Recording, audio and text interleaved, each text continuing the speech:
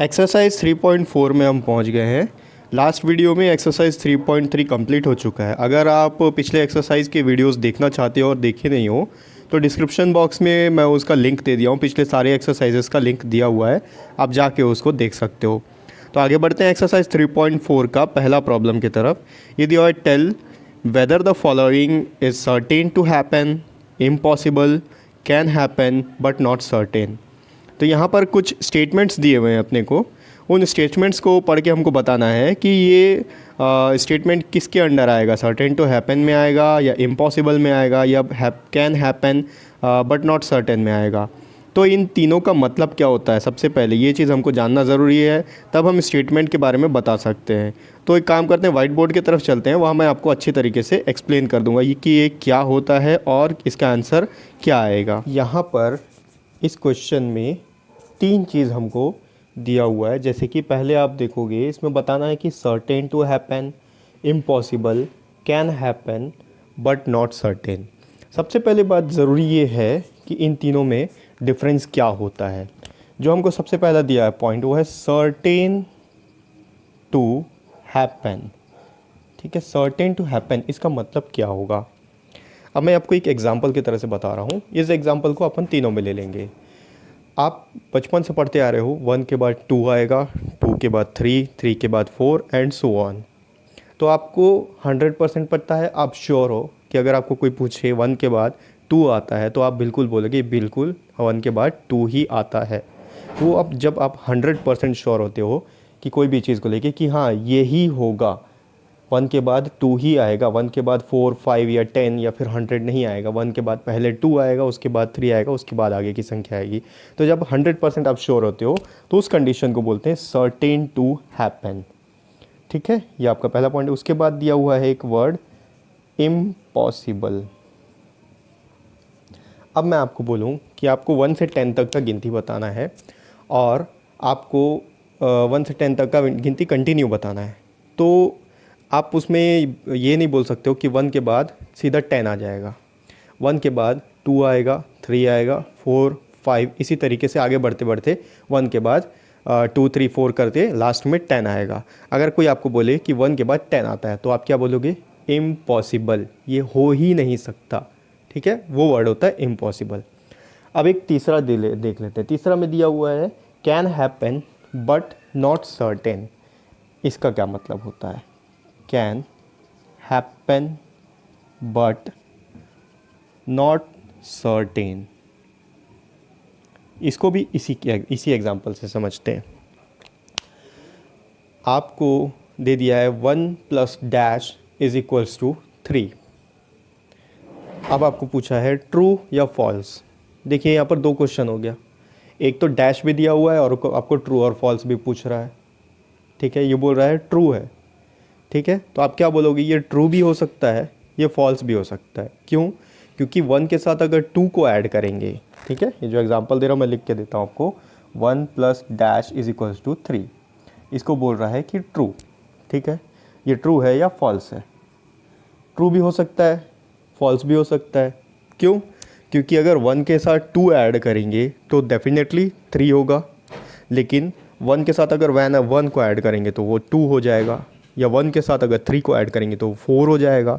1 के साथ कोई दूसरा नंबर 5, 6, 7 कुछ ऐड करेंगे तो आंसर कुछ दूसरा आएगा। तो ये हो भी सकता है, नहीं भी हो सकता है। ठीक है, कंडीशन के ऊपर डिपेंड करता है कि अगर 2 आएगा तो 3 ज़रूर आएगा, लेकिन अगर 2 नहीं आएगा तो 3 नहीं आएगा। ठीक है, उस कंडीशन को बोलते हैं कैन हैपन, हो सकता है बट नॉट सर्टेन, कोई श्योर नहीं है। ठीक है, तो ये चीज़ आपको क्लियर हो गया होगा कि सर्टेन टू हैपन क्या होता है, इम्पॉसिबल क्या होता है और can happen but not certain क्या होता है। अब इन तीनों को ध्यान में रखते हुए इस स्टेटमेंट का आंसर देना है। तो पहला स्टेटमेंट जो दिया हुआ है, पहला स्टेटमेंट देखते हैं, दिया है you are older than yesterday. आप कल जितने बड़े थे, एज की बात कर रहा है। ठीक है, यहाँ पर एज की बात हो रही है। कल आप जितने बड़े थे आज उससे ज़्यादा बड़े हो। ऑब्वियसली आप एक बच्चे का एग्जांपल ले लीजिए। एक बच्चा आज पैदा हुआ, आज पैदा हुआ तो आज 1 दिन का है, कल दूसरे दिन वो 2 दिन का हो जाएगा, तो 1 दिन बड़ा हो गया, हमको पता है कि वो छोटा नहीं हो सकता फिर से।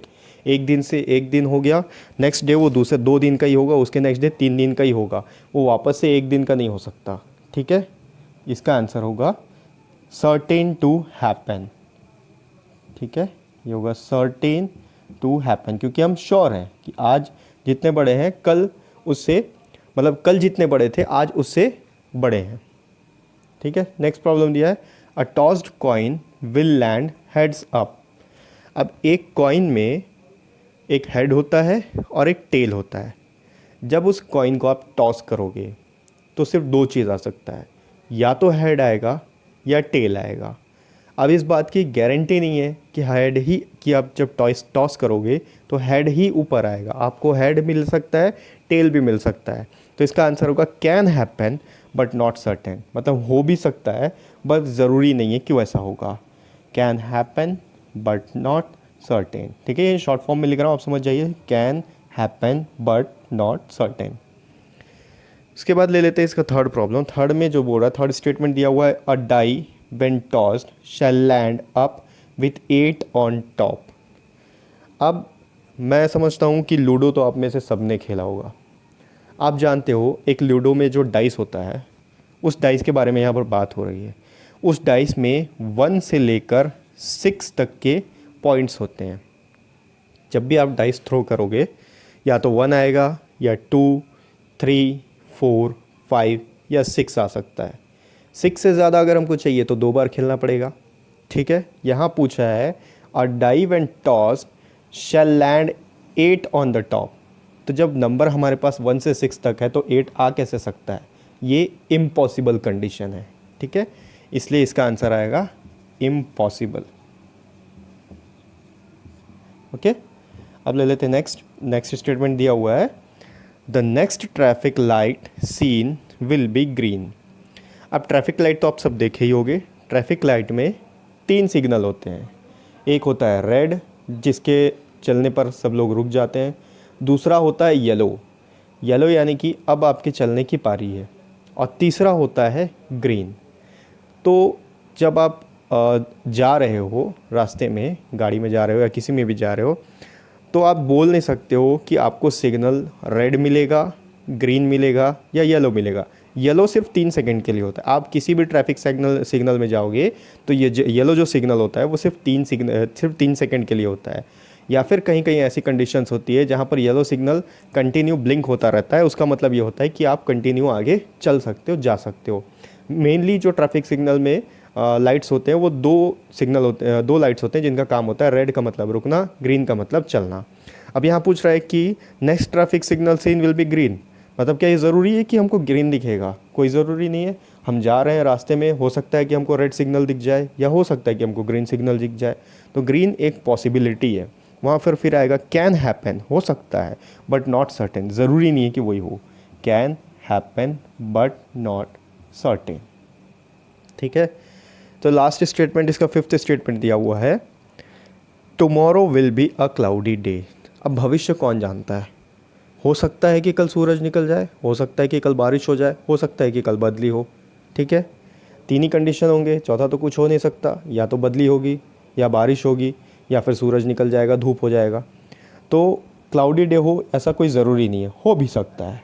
यहाँ पर सेम चीज़ आएगा, कैन हैपन, हो भी सकता है बट नॉट सर्टेन, ज़रूरी नहीं है कि हो। यह आएगा can happen but not certain. I hope इन तीनों का मतलब आपको पता चल गया होगा। आने वाले नेक्स्ट क्वेश्चन में आपको मेरे ख्याल से इसको एक्सप्लेन करने की दोबारा ज़रूरत नहीं पड़ेगी। नेक्स्ट क्वेश्चन हम नेक्स्ट वीडियो में देख लेंगे।